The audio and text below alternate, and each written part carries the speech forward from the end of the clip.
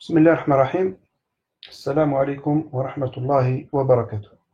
إذا اليوم إن شاء الله راح نشوفوا l'exercice numéro 15 sur les vibrations libres non amorties. هذا التمرين يعتبر هو التمرين الأول في السيري نتاعكم.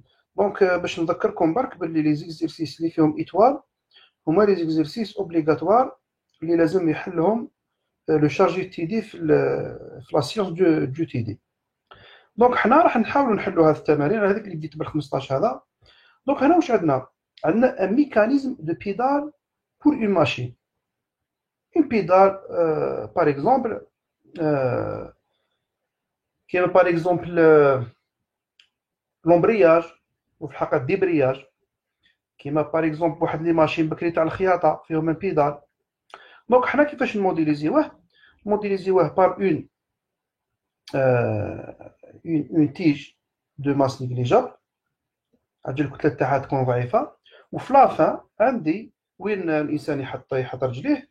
دونك هذاك وين نحطوا رجلينا هذيك تكون عندها يعني اون ماس بارابور لا تيج، دونك نعطوا لها اون ماس ان. بيان سور عندنا لو روسول باش يعاود يطلع. نتوما كان تروماركيو لومبرياج مثلا كي دير رجلك عليه وتعاود ترفع رجلك لومبرياج يعاود يرجع. دونك عندك الروسور باش يعاود يرجع. دونك نمثلوه بune tige de masse négligeable، نمثلوه une masse في l'extrémité de la tige. عندي لو سونتر دو روتاسيون هنايا، لو سونتر دو روتاسيون راكم تشوفوه هنايا، وعندي ان روسور في ان بوين ديستون دو L1، ولا لونغور تاع لا تيج كامل هي L2 وين كاينه لا ماس. دونك عطا لي لا غرافيتي. دونك هنا قال لك ان ميكانيزم دو بيدال بور اون ماشين اي موديليزي كوم un pendule relié à un ressort comme illustré à la figure de 22. Le but du ressort est de maintenir la pédale à peu près horizontale. معناها احنا في الحالة العادية قبل ما نابويو احنا على البيدال ماذا بينا لو روسور يخلي ديما لو بيدال ما يهبطش باش يبقى هوريزونتال. معناه هوريزونتال واش معناه يدير الزاوية صفر مع الأفق. دونك واش هو السؤال المطلوب؟ calculer la raideur du ressort nécessaire pour maintenir le pédale horizontal. معناها حنا واش نقول لكم شحال لازم تكون كا لا ريدور، شحال لازم تكون كا تاع الروسور باش يقدر هذا لا بيدال هذه تبقى هوريزونتال، معناها ما تهبطش حتى انا ندير رجلي باش تهبط. دونك في حاله التوازن ماذا بينا لا بيدال ما تهبطش تبقى هوريزونتال، معناها دير زاويه صفر مع الافق. دونك حنا لازم نعرفوا كيفاش نخرجوا la valeur de la raideur du ressort nécessaire pour maintenir le pendule horizontal. Puis, ثم calculer la fréquence propre correspondante. معناه أعطونا la fréquence naturelle ou la propre تاع le système هذا. Supposons donc الافتراض اللي نديروهم que les déviations angulaires soient faibles. voilà, on a des petites oscillations باش نقدروا نكتبوا sinus θ égale à θ. De sorte que la déviation du ressort puisse être approximée par la longueur de l'arc. donc نفهمكم واش معناها هذه ولا نفهمها لكم دوكا خير. كي نقولوا تكون عندنا باغ اكزومبل حنا هاو لو بيدال ويهبط، ما نقدرش تجيني بون معليش. بون جو بريفير ندور المقابلات تاعي باش نقدر نخدم. فوالا. دونك جماعة واش عندي هنايا؟ كي نقول باللي هذا هو تيتا تساوي صفر، ونقول باللي عندي ان بوتي اونغل اللي يهبط به، دونك لو روسور في الحقيقة يكون هنا ثم يهبط هنا. هنا نورمالمون عندي ان ارك هكذا قوس، نحنا كونسيديريوه يهبط ان دروات. معناه باش نكبرها، القوس هذا كي يكون زاوية صغيرة، طول تاع القوس هذا يساوي لا دروات هذه كي تكون زاوية صغيرة بزاف. دونك هذا الارك هذا يساوي في الحقيقة ار تيتا طول القوس، وهذا إذا حسبناه مثلث من المفروض يجينا ار سينوس تيتا. كي تكون الزاوية صغيرة بزاف، ار سينوس تيتا يساوي ار تيتا، لأنه كي تكون الزاوية صغيرة بزاف سينوس تيتا يساوي تيتا. دونك هذا هو واش معناه في ليكزيرسيس. هذه الهضرة هي نفسها اللي قالوا لنا هنايا. supposons que les déviations angulaires soient faibles de sorte بحيث que la déviation معناه الانحناء هذاك اللي يهبط جو غوسور، يعني الرسور كي ينحني باسكو هو ما يهبطش قباله في الحقيقة، يدير قوس، بصح حنا نكونسيديريوه هبط قباله. que la déviation du ressort puisse être يمكن اعتبارها، يمكن تقريبها puisse être approximée par la longueur de l'arc. معناها لا لونغور دو لارك تولي تساوي التقلص نتاع النابض، معناها ار تيتا تساوي ار سينوس تيتا. ها واش معناها. ثانيتي كو لو بيدال بويس اتر تريتي، نقدروا نتعاملوا مع لا بيدال هذه كوم اون ماس بونكتويال اي كو لا تيج دو بوندول اي اون ماس نيغليجابل. هذه قلتها لكم في الاول. واش معناها؟ معناه نجي نرسمها لهنا. معناه حنا نقدروا نمثلوا هذا اون ماس ام، هنا لو سونتر دو روتاسيون هكذا، ونكونسيديرو بلي هذه عندها اون ماس نيغليجابل، كتلة مهملة، كتلة مهملة. هذا واش معناه ماس نيغليجابل. دونك في الحقيقة واش ولا عندي؟ ولا عندي اكزرسيس سامبل، ولا عندي اون تيج دو ماس نيغليجابل، وعندي هنا اون ماس، وعندي هنا الرسول. هذه لا بيدال تاعي. دونك ولا تمرين سهل صح. واش هو المطلوب؟ المطلوب أول حاجة هي كيفاش نحلو هذا التمرين. إذا يا جماعة حنا ماذا بينا شحال لازم تكون ك بحيث أنه الزاوية هذه تبقى تساوي صفر في الحالة العادية، معناها بدون وجود حركة. إذا وكأنه رانا نهضر على لاستاتيك.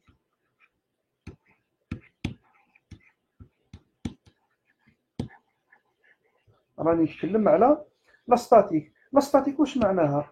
معناها لا سوم دي فورس إيكال زيرو هكذا.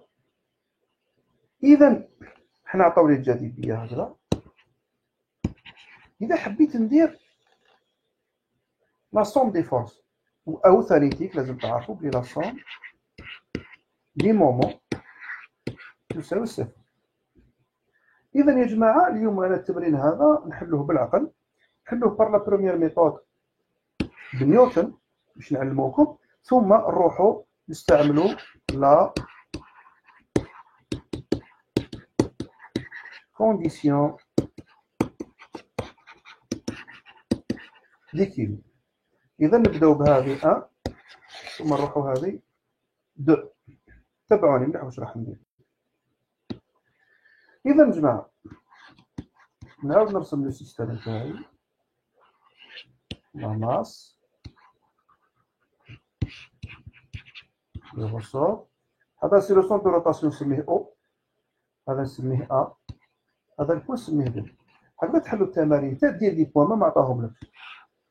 هنا هو سماها ال 1 وهذه كامل سماها ال 2. دونك في الحقيقة أنا بالنسبة لي او ا القيمة المطلقة تساوي ال 1 او بي القيمة المطلقة تساوي ال 2. دونك هنا مادام عندي حركة دائرية يا جماعة نقدر ندير مجموع العزوم يساوي الصفر. مجموع العزوم، العزوم اللي عندي واش عندي؟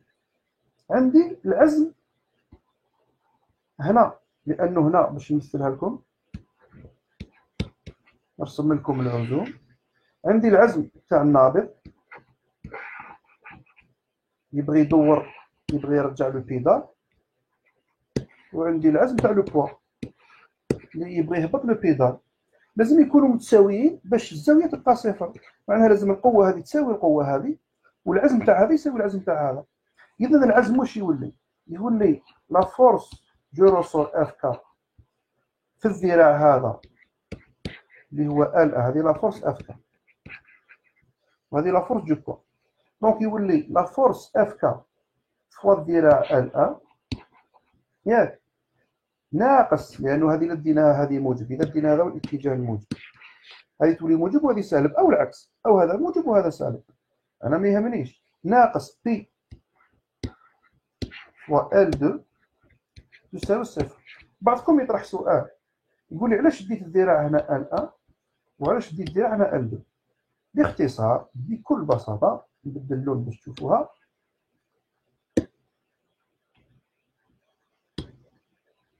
لانه من المفروض لو مومون نحسبو بارابور ان بوان، انا نحسبو بارابور او سونتر دو روتاسيون او. دونك الذراع واش يولي هو البعد بين او ومركز تاثير القوه، وبين او ومركز تاثير القوه الثانيه. دونك شحال تبعد مركز تاثير القوه الاولى على محور الدوران هو ال1، وشحال تبعد نقطه تاثير لو بوا على محور الدوران هو ال2. على هذيك اللي خديت هنا ال1 بالنسبه للقوه تاع النابض لانه راهو اكروشي في لو بوا ا. وعلاش ديت هنا ال2؟ لانه تاثير الجاذبيه على الكتله هذه اللي راهي في لو بوان بي، دونك ال2. هذا هو المعادله نتاعي. دونك نروح لابعد من ذلك. لا فورس اف كا واش تساوي؟ تساوي كا فوا كوا فوا دلتا ال تاع لو روسور فوا ال 1. يا اخي هكذا موان لو بوا واش يساوي؟ يساوي ام جي فوا ال 2. اذا دونك نقدر نحسب كا واش تساوي. ندي هذه منا اللي ام جي ال 2 على ال 1 دلتا ال. دونك هذا هو كان تاعي. شوفوا معايا الحل اللي درت لكم هنا، لا سوليسيون اللي درتها هنا. شوفوا لقيت نفس النتيجه هكذا. دونك نعاود نحلها بال واش يسموها بال لا كونديسيون ديكيليبر. تبعوني صح. لا كونديسيون ديكيليبر واش تقول جماعه؟ لا كونديسيون ديكيليبر واش تقول؟ يقول باللي نعطيكم المبدا واش يقول؟ المبدا هو واش هو؟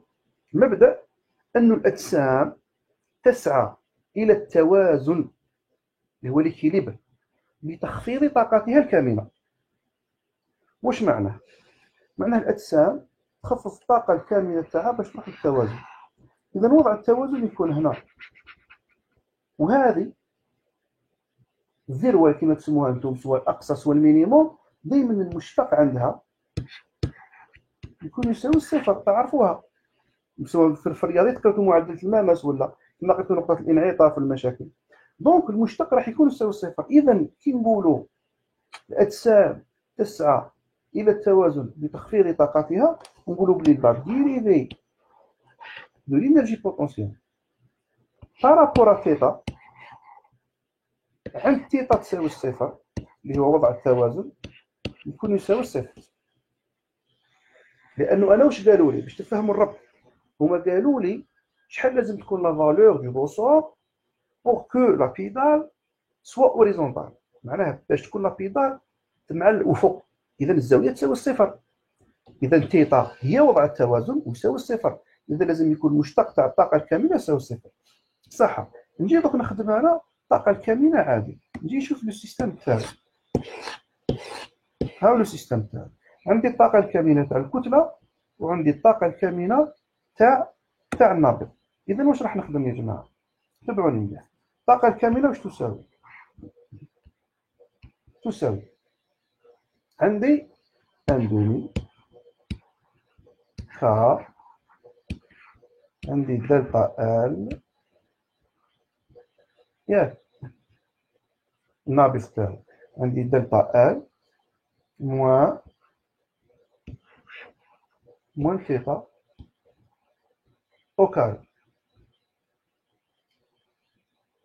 بلوس ولا موان ام جي بشحال تهبط باش تفهموني مليح.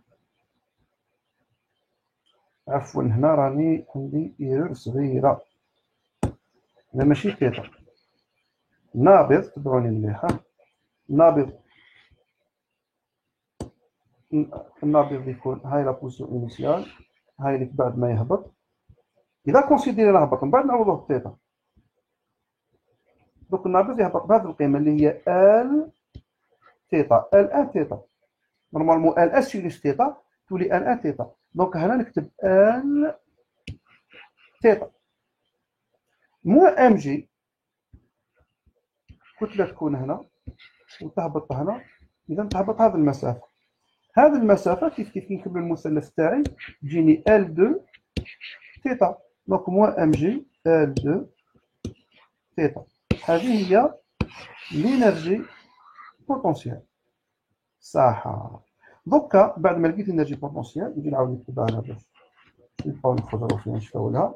ان دومي كا دلتا ان لالونجمون انيسيال دو ريسور موان ال ان ثيتا au carré moins m g L2 ثيتا هي moins m g h تاعنا بشحال هبطت الكتلة. الكتلة كانت هنا وهبطت هنا، هبطت بهذه المسافة. هذا هو h تاعي، هو في أصلها عندي وكأنه مثلث. دونك هذه سي L2 وهذه ثيتا، هذا مقابل وهذا الوتر. إذا تجيني h تساوي L سينوس ثيتا وهي L2 ثيتا. إذا دوك نشتق لينرجي بوتونسيال بارابور ا ثيتا واش تعطيني؟ تبعوني. إذا دوك نشتق بالنسبة للداخل 2 مع ان دومي تروح تبقى لي كا. نشتق الدخلاني تجيني ال ان فوا دلتا ال موان ال ان ثيتا او كاري. صح. موان عفوا مكاش كاري خلاص راح. صح. موان 1 G L2. Donc il suffit de remplacer θ égale à 0. Donc il faut remplacer θ est égal à 0. Donc qui remplace θ est égal à 0 implique K L1 delta L moins mg L2 قلنا تساوي الصفر. لا كون علاش تساوي الصفر؟ لأنه قلنا لا كونديسيون ديكيليب نفكركم فيها، هذه لا كونديسيون ديكيليب. لما نعوض ثيتا تساوي الصفر راح تكون عندي لا رولاسيون تيكال زيرو. دونك تجيني هذا نشفاو عليها وروماركي واش لقيت مقبل بلا سوم دي مومون. ها واش لقيت مقبل بلا سوم دي مومون. هنا تيكال زيرو نسيتها، كنا لقيناها لهم. هاي كنا لقينا هذه وجبناها لهنا، عوضنا لا فورس بلا فالور تاعها فوا ان لو مومون دو لا فورس لو مومون دو بوان تيكال زيرو لا ستاتيك ولقينا كا. دونك نلقاو لو ميم ريزولتا. شوفوا معايا. دونك راني لقيت هذه. دونك جو بو كالكولي كا est égal à mg L2 على L1 دلتا ونلقى لو ميم ريزولتا. دونك هكذا رانا قدرنا نحسبو ك دونك هام عندكم لي دوني في ليكزيرسيس اللي تقدروا تحسبوا بهم ك. اون فوا يا جماعه لقينا ك، قال لك ديتيرميني لا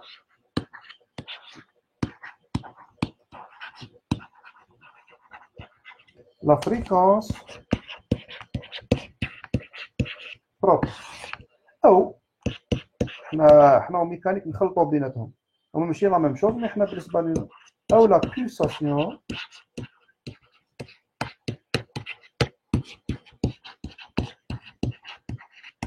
بروبر. عفوا ما كاينش الاس هنا. بولساسيون بروبر القضيه كل ما فيها لا بولساسيون بروبر اوميغا زيرو est égal à la racine de k sur 1. دونك عندك k عندك m عندك كلشي. كي تحب تجيب لا فريكونس يسوفي تعرف باللي اوميغا زيرو égal 2 pi f0. Donc f0 c'est oméga 0 sur 2 pi. Donc tout ça oui 1 sur 2 pi la racine de k sur 1. Donc هذا هو l'exercice 15 حليناه بلا ميثود دو نيوتن هي لا سوم دي مومون، وحليناه بلا ميثود انرجيتيك اللي هي تقول باللي نستعملوا لا كونديسيون ديكيليبر. المبدا تاع لا كونديسيون ديكيليبر هو رياضي محض، ودوك نزيد نفهمكم اكثر رياضيا واش معناها. تخيلوا معايا معادله يعني الميل تاع مستقيم كيفاش تحسبوه انتم. مثلا عندكم الميل تاع مستقيم تحسبوه هكذا، هو لا طونجون، ولا طونجون الميل هو نفسه لا طونجون تحسبوه دلتا إيكغيك مثلا على دلتا إكس. تخيلوا معايا إخواني الكرام، تخيلوا معايا برك عندكم مستقيم جي هكذا، احسبوا لي بالله عليكم الميل نتاعو الأحمر دائما دلتا إيكغيك على دلتا إكس. دلتا إيكغيك راح تساوي الصفر لأنه أنت دير نفس القيمة هنا. دونك هنا واش راح تجيك دلتا إيكغيك تساوي الصفر على دلتا إكس، دونك الميل يجيكم الصفر. إذا في الحقيقة هنا الميل يساوي الصفر هو عبارة عن مشتق. إذا كان إيكغيك هي الإنرجي بوتونسيال بارابور إكس مثلا هي تيتا يساوي الصفر. صح فهمتوني؟ كي يكون عندكم مستقيم هكذا ميله يساوي الصفر. بعد ما تفهموني هذه إخواني الكرام نتخيلوا عندنا دالة جاية هكذا ونحوسوا الميل عند كل نقطة، معناها ترسم المستقيم المماس عند كل نقطة. كي تلحق من النقطة هذه يا جماعة الميل يجيكم هكذا المستقيم المماس. ميل المستقيم المماس هنا يساوي الصفر، هذه تمثل ذروة. تخيلوا أيضا معي نقطة كي هذه هنا لو مينيموم، هذا لو ماكسيموم، هذا لو مينيموم. كيف المستقيم المماس يجي هكذا، إذا الميل يساوي الصفر. من هنا قلنا أنه لما مشتق الطاقة الكامنة ينعدم، معناه الطاقة الكامنة راهي في أدنى مستوى، وما دام راهي في أدنى مستوى معناه الجسم يكون في حالة توازن. لماذا؟ لأنه المبدأ اللي بدأت به الدنيا أن الأجسام تسعى إلى التوازن وقت بتخفيض طاقتها. أي واحد يبغى يروح التوازن لازم ينقص الإنرجي، يكون عنده إكسيد إنرجي لازم ينقص الإنرجي باش يقدر يروح للتوازن. إذا هذا هو المبدأ كيفاش جاتنا لا كونديسيون ديكيليبر. أنا نتمنى إن شاء الله تكونوا فهمتوني، واللي ما يفهمش دائما عنده الوسائل اللي باش يسقسي بها. إذا إلى هنا ينتهي التمرين هذا، وإن شاء الله في كل مرة نحلوا التمرين. السلام عليكم.